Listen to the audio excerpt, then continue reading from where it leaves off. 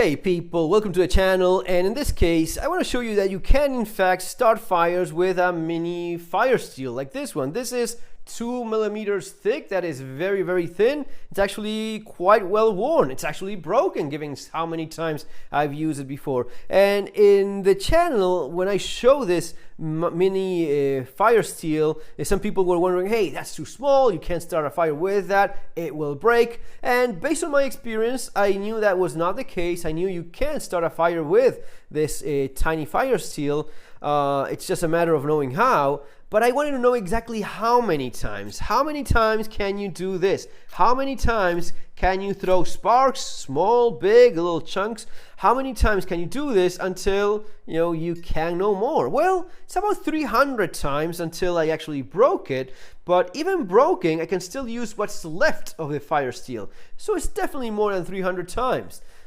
Exactly how many? I will assume that I will need another 300 until I make it thin enough to break it. So 600 times? Now, in an ideal world, that means that you can start a fire 600 times with this. And now, as you will see soon enough, it's not always the case. Sometimes it takes a bit more, a few more tries. It also has to be said that starting fire is 99% the building and the preparation of said fire, especially when it comes to tinder. The better tinder that you have, the more amount of small, medium, and large size little twigs and then thicker pieces of wood and so on, the more preparation you have, the easier it is to start fires. It's not just about throwing sparks like a lunatic, it's preparation. And when it comes down to the tinder that you need to start a fire with this, I see a number of specialized materials, and yes, of course, in nature you can find small fibers. Sometimes it needs a little bit of help, so you need to twist and break and separate those fibers. Now, in this case, I'll use something that's accessible to everyone everywhere, which is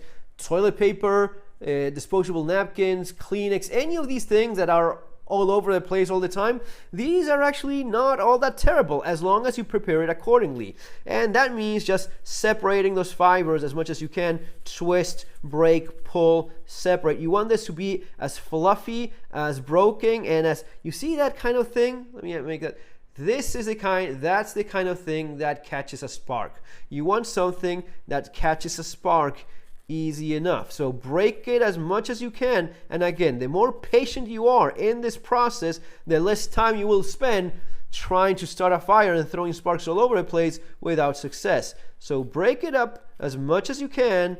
You improve the area in which a small spark falls successfully on something that will ignite, and that's your best bet. Okay, you will see people that wonder, oh, you can even do this with like printer paper. If you're patient enough and you like work it a lot, hell, anything that you break the fibers apart properly, it is a lot easier to start. The more you do that, the less effort you will have into actually having to start the fire, right?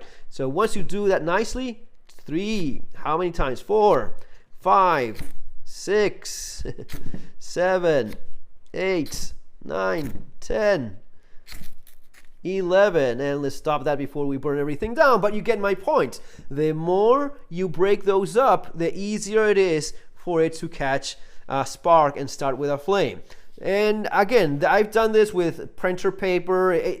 The printer paper is not as soft as a tissue paper, something like that, so you need to work it a lot more. But once it breaks apart and you have those thin fibers, any of these things will work nicely. So yeah, as you just saw, one of these will work. And the advantage is what? Well, you can fit these in a lot of your small kits, right? I have them in, not only do I have it in my kits, I have an unused one in my Leatherman, so it's going to be the full size without being broken. And as you saw, I know I can count on this thing to start fires. What?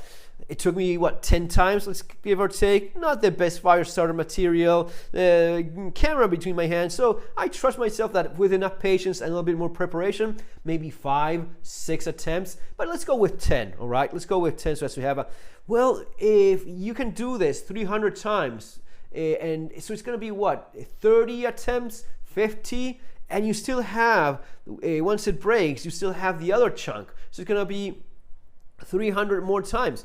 There is no chance that in a real emergency you will have to start more than 50 fires until you reach safety or help arrives. It is extremely unlikely. This is not the end of the world, I am legend situation in which you will use this for the rest of your life. We're talking about very specific moments in which you have to start a fire in an emergency and all you have are these two things, or in my case, my Leatherman with one of these things tucked kind of like in there. If you're wondering about this, kind of, not enough. You can do a little bit better than that and maybe drop it a little bit closer to the edge, and it kind of goes like that. So still a little bit higher than it should be, but hey, if this doesn't bother you, yeah, that's definitely a way of having a Firesteel on your Victorinox. Guys, that's gonna be all for now. Remember that if you want to learn more about survival and preparedness for this sort of thing, starting fires, practical survival skills, street survival skills, as well as a lot more, and for the economic aspect of preparedness, surviving the economic collapse. Guys,